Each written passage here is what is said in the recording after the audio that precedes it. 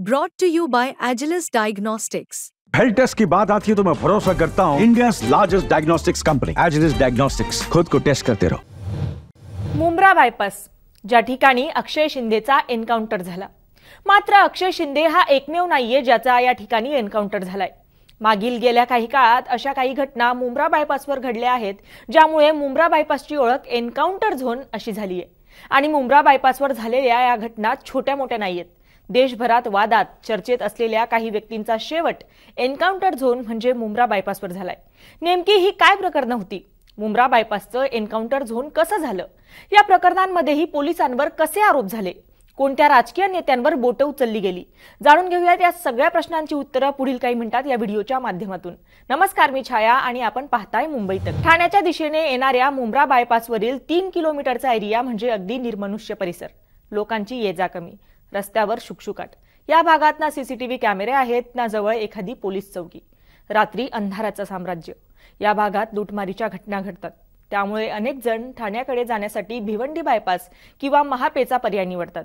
याच परिसरात अक्षय शिंदेचा पोलिसांच्या चकमकीत मृत्यू झालाय, म्हणजेच अक्षय शिंदेचं एन्काउंटर झालंय।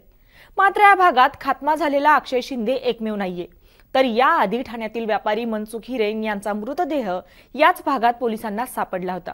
26 फेब्रुवारी 2021 मध्ये उद्योगपती मुकेश अंबानी यांच्या अँटिलिया या घराजवळ काही स्फोटक मिळाले होते। हिरव्या रंगाच्या स्कॉर्पिओ गाडीत 20 जिलेटिन कांड्या आढळल्या। ज्या कारमध्ये हे स्फोटक मिळाले त्या कारचे मालक आणि या प्रकरणातील एकमेव साक्षीदार होते ठाण्याचे व्यापारी मनसुख हिरेन। या प्रकरणी पोलिसांनी मनसुख हिरेन यांची कसून चौकशी केली, पण या गाडीचा खरा मालक कोण यावर प्रश्नचिन्ह होते। देवेंद्र फडणवीस यांनी मनसुख गाडीचे मालक असल्याचा दावा केला होता। या प्रकरणातही वादग्रस्त पोलीस अधिकाऱ्यांचा समावेश होता। हिरेन यांचा मृतदेह याच भागातील मुंब्रा खाडी परिसरात मार्च 2021 मध्ये मिळाला होता। मनसुख यांचा मृतदेह खाडीत आढळून आला। प्रथमदर्शनी ही आत्महत्या असावी असा संशय पोलिसांनी व्यक्त केला, पण मनसुख यांच्या पत्नी विमला यांनी मनसुख आत्महत्या करू शकत नाहीत असं वक्तव्य केलं। सोशल मीडियावर व्हायरल झालेल्या व्हिडिओमध्ये मनसुख यांच्या चेहऱ्यावर रुमाल बांधलं होतं। चेहऱ्यावरील रुमालाचं रहस्य काय याबद्दल पोलीस काहीच बोलायला तयार नव्हते। त्यांच्या मृत्यूआधी त्यांनी एक पत्र लिहिलं होतं, ज्यात क्राईम इंटेलिजन्स युनिटचे सचिन वाझे आणि पोलीस अधिकाऱ्यांकडून त्यांचा छळ केला जात असल्याचा आरोप केला होता। त्यामुळे ही हत्या असल्याचं बोललं जात होतं। याही आधी खूप वर्षांपूर्वी मुंब्रा पोलिसांनी याच भागात खेडकाळीमधील एका गुंडाचा खात्मा केला होता।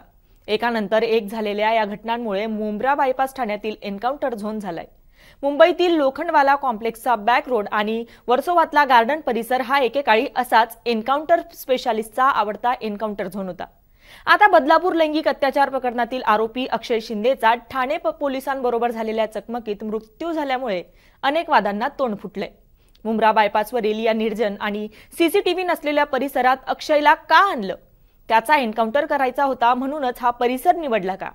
अनेक योगायोग कसे जुडले असे सवाल केले जात आहेत। अक्षयचा मृत्यू ज्या पोलीस निरीक्षक संजय शिंदे यांच्या बंदुकीतील गोळीमुळे झाला, ते मध्यवर्ती शोध पथकात 15 दिवसांपूर्वी दाखल झाले होते। वेगवेगळ्या कारणांनी यापूर्वीही ते वादग्रस्त ठरलेत। एक आरोपी पोलीस निरीक्षक संजय शिंदेच्या ताब्यातून पळाल्यामुळे त्यांचं निलंबनही याआधी झालं होतं। एन्काउंटर फेम रवींद्र आगरे, वादग्रस्त प्रदीप शर्मा यांच्या पथकातही ते होते। त्यामुळे संजय शिंदेंकडे सीआययूचा चार्ज येणे, अक्षयच्या दुसऱ्या पत्नीने केलेल्या तक्रारीचा तपास सोपवला जाणे आणि मुंब्रा बायपासवरच अक्षय प्रक्षुब्ध होणे हे योगायोग कसे जुळून आले असे सवाल आता उपस्थित होत आहेत। मात्र या संपूर्ण प्रकरणाविषयी तुम्हाला काय वाटतं हे आम्हाला कमेंट करायला विसरू नका आणि अशाच बातम्यांसाठी पाहत रहा मुंबई तक। धन्यवाद।